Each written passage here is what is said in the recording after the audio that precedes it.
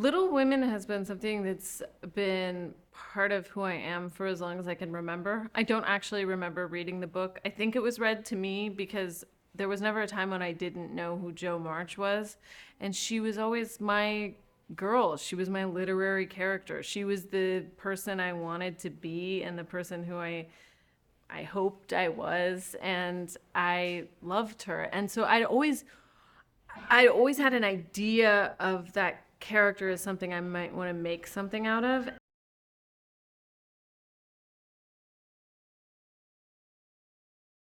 It was something that I'd wanted to do for a very long time, and Timothée Chalamet, who is in Lady Bird and is also in Little Women, and obviously Saoirse Ronan is also in Tracy Letts, but Timothy asked me early, before he agreed, I think even, he said, why is this so important to you to make? And I said to him, Timothy, this may be a more personal film for me than Lady Bird. This is everything for me. And it was something that I went into Sony and I went into Amy and I said, before I had written and directed anything, I said, you have to hire me because I'm the only one who can do this justice, and I have a very specific idea of what it's about, and it's about women, and it's about women as artists, and it's about women and money, and this is the story I'm interested in telling, and I'm not making it up. It's all in the text. It's part of what the book is. It's just an aspect of it we haven't delved into. So it was something that was just really, really close to the surface for me, and it sounds odd to say it feels like more autobiographical to me than anything I've made.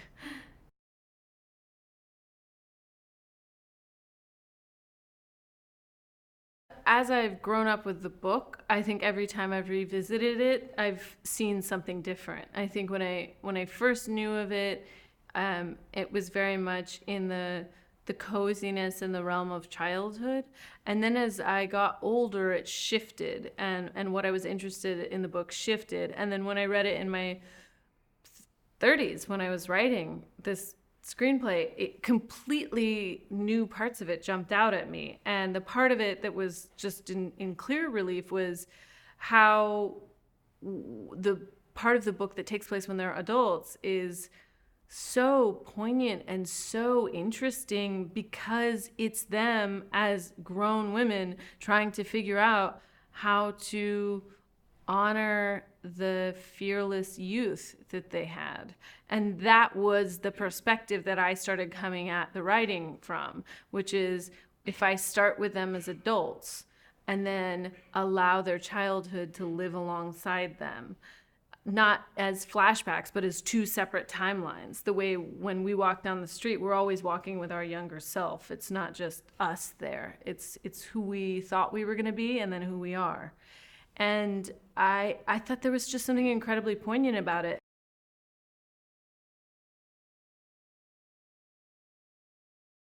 The fictional family of the Marches, I always thought of them as these geniuses. Like Beth has piano, she has music, Meg was an actor, Amy was a painter, Jo was a writer. And I didn't want them to sort of treat these things as hobbies, because they don't in the book. They're completely serious about these pursuits.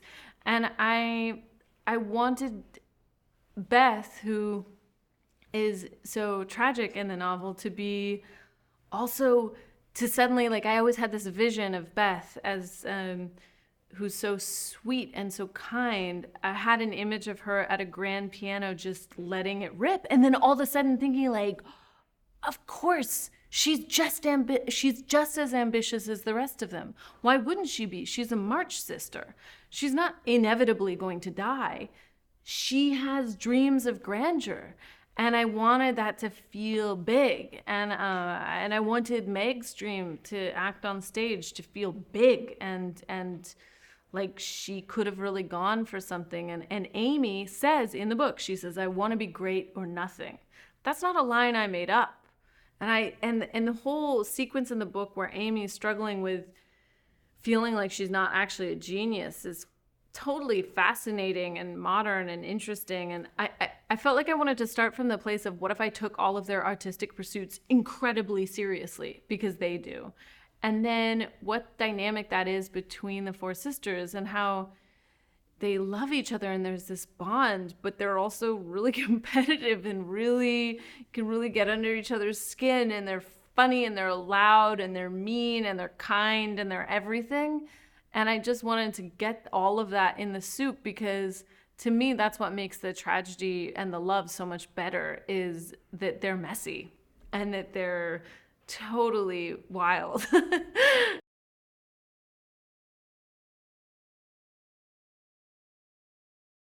For me, I always heard it as a modern story. For me, it never felt dusty. It always felt like I could hear it clear as a bell. And I think I always go to what it sounds like to me, because I don't know, that's the kind of writer I am. If I can't hear it, I can't shoot it. I have to know. I almost could close my eyes while we're shooting, and I could tell you which take I like just based on how it sounds. And so to me, I didn't have to dig to find the modern piece of it. It was just so obvious to me. And then when I have these great actors, and I have Saoirse Ronan and Florence Pugh and Laura Dern and Eliza Scanlen and Meryl Streep and Bob Odenkirk and Timothée Chalamet and Emma Watson and Tracy Letts, and it just I could trust them, because as soon as they're given the language, then they become they make it even more alive and deeper, and they fill it out. So for me, it was just trusting what I heard to be modern, and then just casting a lot of ridiculously talented people.